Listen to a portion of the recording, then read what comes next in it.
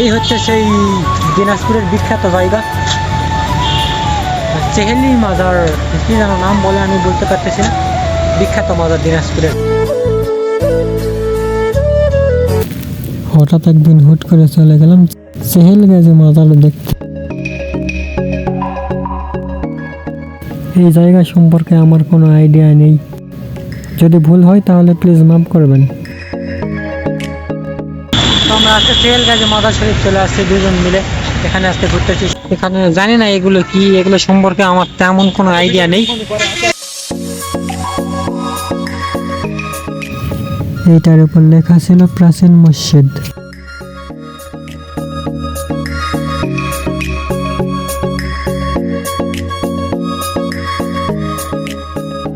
আর এর সাইডেই ছিল কবরের মতো লম্বা করে একটা সিস্টেম, জানি না এটা কি, এটা সম্পর্কে আমার কোনো আইডিয়া নেই।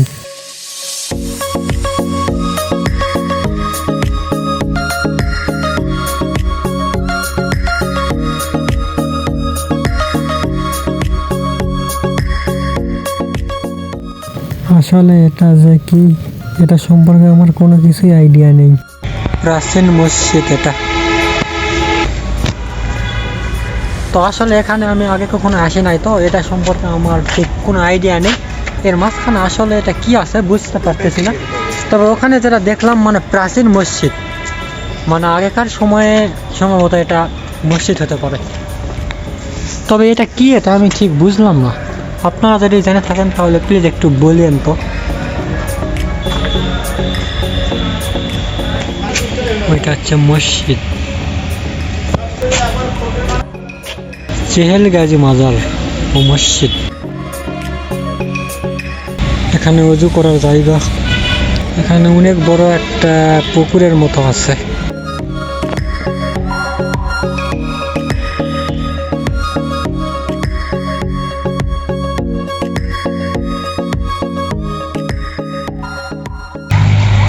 আসলে আমাদের কাছে বেশি সময় না থাকার কারণে তেমন ঘুরতে পারতেছি না। মানে 5টার সময় আমরা আসছি, প্রায় এখানে অন্ধকারের মতো হয়ে গেছে, আলো নেই, তো আলো শেষ হয়ে গেছে। আমাদের হাতে সময়ও নেই, কারণ আমরা আনসার একাডেমিতে আসছি। আর এখানে এই জিনিসটার নাম কি আমি সঠিক বলতে পারতেছি না। এরকম ভিতরকার পরিবেশ। এই হচ্ছে সেই দিনাজপুরের বিখ্যাত জায়গা চেহেলি মাজার, কি যেন নাম বলে আমি বলতে পারতেছি না। বিখ্যাত মাজার দিনাজপুরের। এর ভিতরে কি আছে দেখি, এখানে মনে হয় বসার জন্য, সম্ভবত বসা না কিসের জন্য আমি বলতে পারতেছি না। তো এইরকম একটা অবস্থা।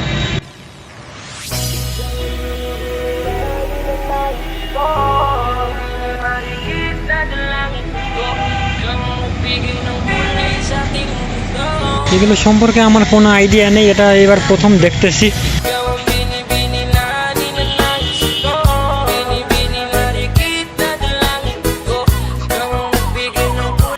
বীর মুক্তিযোদ্ধা দারুণ, হয়তোবা এটা তার কবর।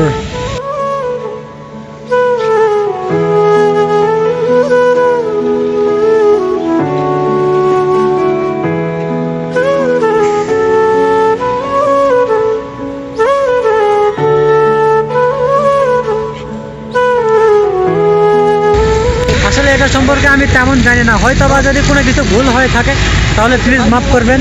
যেহেতু আমাদের হাতে সময় নেই, এই জন্য আমরা তাড়াতাড়ি চলে যাব। আর এখানকার সম্পর্কে আমাদের তেমন কোনো আইডিয়া নেই। আপনাদের যদি কোনো কিছু আইডিয়া থাকে তাহলে আমাদের অবশ্যই জানাবেন আপনাদের মূল্যবান মতামতটা কী। আর এর পরবর্তীতে এরা সম্পর্কে জেনে শুনে তারপর আবার একদিন আসবো, কোনো একদিন সময় করে ইনশাল্লাহ।